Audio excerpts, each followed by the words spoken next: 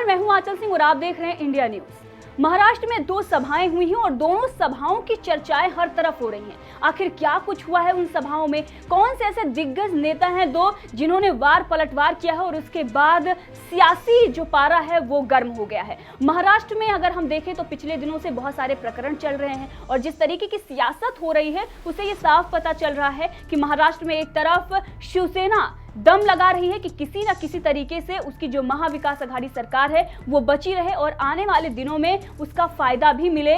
जिस तरीके से उसने अपनी विचारधारा को छोड़ा है उसका कोई नुकसान ना हो। और वहीं पर बीजेपी बड़ा दांव चल रही है किस तरीके से महाविकास आघाड़ी सरकार को गिराने और इसके साथ ही अपनी सरकार के लिए जोरों शोरों से मेहनत कर रही है। देवेंद्र फडणवीस जो कि मुख्यमंत्री पद के लिए चेहरा होंगे और जिस तरीके से उन्होंने शासन किया है उसके बाद तो लोगों ने ये कहा है कि उद्धव ठाकरे नहीं, हमें देवेंद्र फडणवीस चाहिए। दरअसल शिवसेना ने जिस तरीके से वहां पर सरकार बनाई है उस पर भी सवाल खड़े हुए हैं। तो मुद्दे बहुत हैं, सवाल बहुत हैं, लेकिन हम यहां पर बात करेंगे उन दोनों सभाओं की जिनकी चर्चा हर तरफ हो रही है। एक तरफ उद्धव ठाकरे जिन्होंने देवेंद्र फडणवीस को लेकर पर्सनली अटैक किया और सिर्फ देवेंद्र फडणवीस नहीं, प्रधानमंत्री नरेंद्र मोदी, राज ठाकरे, नवनीत राणा, किरीट सोमैया से लेकर बाबरी और हिंदुत्व तक पर उन्होंने बड़े सवाल खड़े कर दिए। तो इधर हम बात करेंगे उद्धव ठाकरे जिन्होंने किस तरीके से सवाल खड़े किए, किस तरीके से हमला उन्होंने देवेंद्र फडणवीस पर बोला था और उसके बाद देवेंद्र फडणवीस ने यह कहा था कि ठोक कर जवाब देंगे और चुन कर उन्होंने जवाब दिया है। जिस तरीके से उन्होंने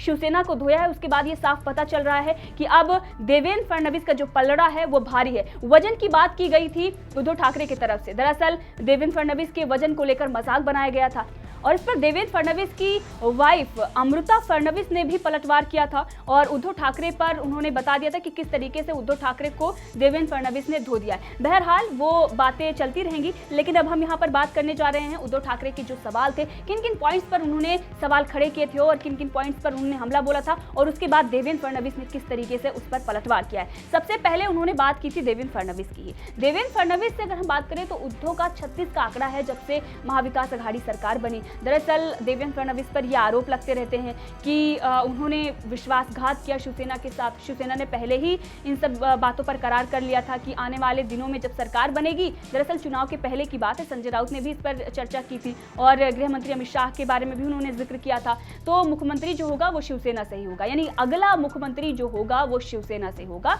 और उसके बाद जब बात नहीं बनी तो उन्होंने महाविकास आघाड़ी सरकार का गठन किया और देवेंद्र फडणवीस लगातार उन पर आरोप ये लगाते आ रहे हैं कि हमारे चेहरे पर, यानी कि प्रधानमंत्री नरेंद्र मोदी के चेहरे पर चुनाव लड़ा और सरकार उन्होंने 2 अलग विचारधाराओं की पार्टियों से बना ली। तो सबसे पहले उन्होंने देवेंद्र फडणवीस पर ही हमला बोला था उद्धव ठाकरे ने और अपनी सभा में ये कहा था कि 2.5 साल पहले हमने गधों का साथ छोड़ दिया है। और बाबरी मस्जिद को लेकर उन्होंने कहा कि जो देवेंद्र फडणवीस का वजन है वो इतना ज्यादा है कि अगर वो बाबरी पर चढ़ते तो उनके वजन से ही बाबरी गिर जाती। साथ ही उन्होंने कुछ और भी पर्सनली अटैक किए और किस तरीके से देवेंद्र फडणवीस को लेकर ये बताने की कोशिश की कि जब बाबरी गिरी थी तो उनकी उम्र क्या थी, वो पिकनिक मनाने गए थे। तमाम तरह के सवाल उन्होंने खड़े किए और उस पर देवेंद्र फडणवीस ने भी पलटवार किया। देवेंद्र फडणवीस ने उस पर जवाब देते हुए ये कहा कि राम आंदोलन में तुम्हारा एक भी नेता नहीं था और इसके साथ ही उन्होंने ये बता दिया कि मैं अयोध्या जा रहा था, बाबरी गिरा रहा था और मंदिर बना रहा था, तुझे मिर्ची लगी तो मैं क्या करूं, ये कहा गया है देवेंद्र फडणवीस की तरफ से। जवाब उसी का दिया गया है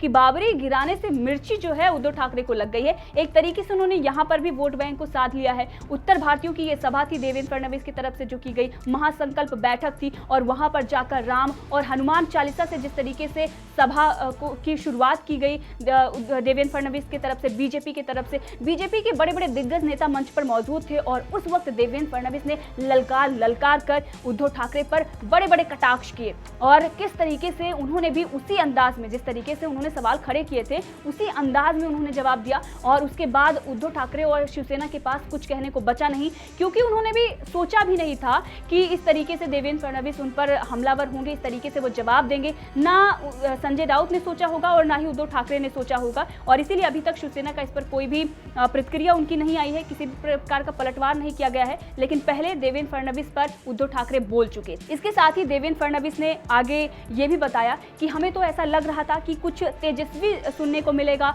ये जो सभा हो रही थी यानी कि उद्धव ठाकरे ने जो सभा की थी कुछ तेजस्वी सुनने को मिलेगा और महाराष्ट्र के विकास के लिए कुछ सुनने को मिलेगा, लेकिन जो इस सभा को मास्टर सभा बताया जा रहा था शिवसेना की तरफ से, वो लाफ्टर सभा निकली और उसमें कुछ नहीं था सिर्फ हंसी मजाक के अलावा, ये देवेंद्र फडणवीस ने कहा। और उसके बाद उन्होंने याद दिलाया कि मैं जुलाई में नगर सेवक बना और उसके बाद अगस्त में एडवोकेट बना और उसके बाद में राम आंदोलन में गया। ये अयोध्या की बात हो रही है। दरअसल इन दोनों अगर हम बात करें तो अयोध्या, हनुमान जी बहुत ज़्यादा सियासत में चल रहे हैं।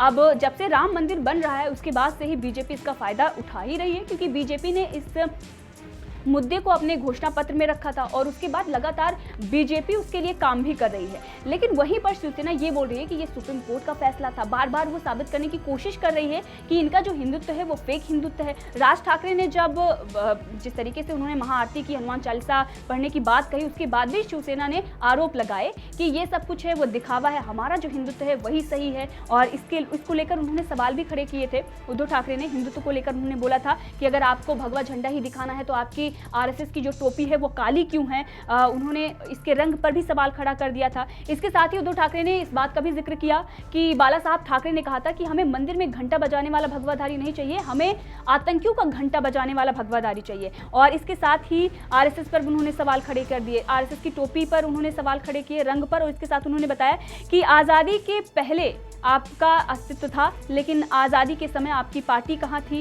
उन्होंने आरएसएस पर सवाल खड़े किए कि आपका संगठन कहाँ था और इसका इतिहास जो है वो 100 सालों का है। इसी तरीके से बीजेपी पर उन्होंने कटाक्ष किया और इसके साथ ही उन्होंने कटाक्ष किया आरएसएस पर। लेकिन आपको बता दें कि वीर सावरकर जो हैं उन पर उन्होंने एक तरीके से यहाँ पर कोशिश की है बोलने की, क्योंकि प्रियंका चतुर्वेदी की अगर हम बात करें तो वीर सावरकर का वो मजाक उड़ा चुकी हैं और उसके बाद भी आज शिवसेना में वो हैं और इसीलिए अब उनकी जो विचारधारा है वो उद्धव ठाकरे में आ गई है शायद। इसीलिए अब वो आरएसएस पर सवाल खड़े कर रहे हैं। वीर सावरकर जिनको वो मानते थे उन पर सवाल इनडायरेक्टली खड़ा हुआ है और इसीलिए अब इस पर देवेंद्र फडणवीस ने पलटवार किया और उन्होंने कहा कि जो सभा थी, जो कुछ भी उन्होंने उद्धव ठाकरे ने कहा, वो उनका जो भाषण था वो सोनिया गांधी को समर्पित था। ये देवेंद्र फडणवीस ने पलटवार किया और यहाँ पर देवेंद्र फडणवीस की जो बड़ी बड़ी बातें थी अब उस पर हम बात करते हैं। और पहले फटाफट बात कर लेते हैं कि किन किन मुद्दों पर उद्धव ठाकरे ने सवाल खड़ा किया था। उन्होंने बीजेपी पर सवाल खड़ा किया था कि बीजेपी जो है अब वो संवेदनशील नहीं रही, अटल बिहारी वाजपेयी के समय वाली बीजेपी नहीं रही। इसके साथ ही उन्होंने ये भी बताया, उद्धव ठाकरे ने राज ठाकरे की भी तुलना मुन्ना भाई से की थी और मुन्ना भाई बता डाला था। जो भगवा पट उन्होंने बाला साहब ठाकरे के गेटअप में वो आए थे महाआरती में, उसकी तुलना करते हुए उन्होंने सवाल खड़े किए थे। उसके बाद केतकी चितले, आप जानते हैं शरद पवार पर जिन्होंने कमेंट किया और उस महिला को पुणे पुलिस ने गिरफ्तार कर लिया, उसके बाद स्याही भी फेंकी गई, ये भी मामला खूब चला।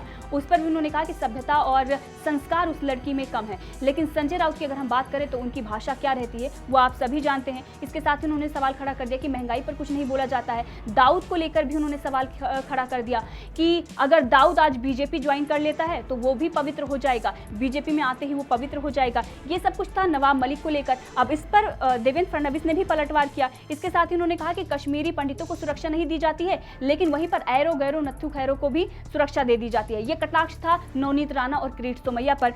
तो ये सारे सवाल खड़े किए गए थे उद्धव ठाकरे की तरफ से। अब आपको बता दें कि इस पर पलटवार किस तरीके से देवेंद्र फडणवीस ने किया। देवेंद्र फडणवीस ने लाफ्टर सभा के साथ ही ये भी बताया कि ये बाला साहब ठाकरे अगर आज होते तो उनको बहुत शर्मिंदगी महसूस होती, क्योंकि यहाँ पर हनुमान चालीसा पढ़ने पर राजद्रोह लग जाता है और औरंगजेब के मज़ार पर जाकर भाषण देते हैं और फूल माला चढ़ाते हैं, वो है राज शिष्टाचार। ये सारे जो बातें हैं वो देवेंद्र फडणवीस की तरफ से की गई। उसके बाद ही उन्होंने कहा कि मैं सोने का चम्मच लेकर पैदा नहीं हुआ था। ये इनडायरेक्टली उन्होंने उद्धव ठाकरे पर या डायरेक्टली उन्होंने उद्धव ठाकरे पर कहा, क्योंकि ये जो सभा थी, जिस तरीके से उन्होंने बातें की, उसमें पलटवार ही था उद्धव ठाकरे पर। और उसके बाद उन्होंने मराठी और हिंदी दोनों में उन्होंने भाषण दिया। इससे ये साफ पता चला कि एक तरफ उत्तर भारतीय और दूसरी तरफ जो मराठी मानुस हैं, दोनों को साधने की कोशिश देवेंद्र फडणवीस ने की। और उसके बाद उन्होंने जो जिक्र किया कि बीएमसी की तैयारी, जागो हिंदू जागो, इससे ये पता चला कि हिंदुओं के लिए ये सब कुछ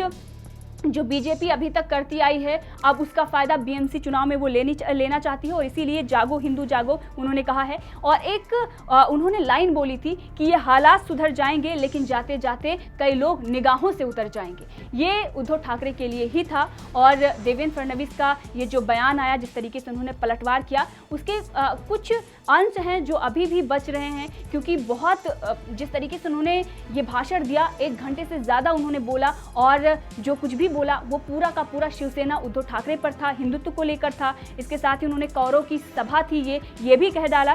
तो दाऊद से लेकर लंका दहन करने की बात उन्होंने कही, दाऊद का दोस्त बता डाला नवाब मलिक को। और नवाब मलिक पर आप जानते हैं कि केस चल रहा है, ईडी पूछताछ कर रही है। और साथ ही उन्होंने कहा कि जो संभाजी नगर को लेकर बातचीत चल रही थी, आपने देखा होगा कि शिवसेना ही ये पहले बोलती थी कि औरंगाबाद को हम संभाजी के नाम पर संभाजी नगर नाम रखेंगे, लेकिन उद्धव ठाकरे ये कहते हैं कि क्या ज़रूरत है इसकी। उन्होंने अपने भाषण में कहा। अब इस पर निशाना साधने के लिए देवेंद्र फडणवीस ने कहा कि संभाजी की हत्या करने वाले औरंगजेब की कब्र पर ओवैसी जाता है, शीश झुकाता है। उद्धव ठाकरे को शर्म आनी चाहिए, चुल्लू भर पानी में डूब मरना चाहिए। जो शिवाजी का नाम लेते थे उन्होंने अपनी तलवार म्यान में रख दी है, लेकिन हम अपनी तलवारों से हिंदुत्व की लड़ाई लड़ेंगे। तो देवेंद्र फडणवीस ने एक एक करके जमकर उन्होंने उद्धव ठाकरे पर निशाना साधा है। जिस तरीके के प्रकरण चले, आपने देखा कि उद्धव ठाकरे वर्सेस देवेंद्र फडणवीस, वार पलटवार। अब इस मामले पर आपका क्या कहना है, क्या आपकी राय है?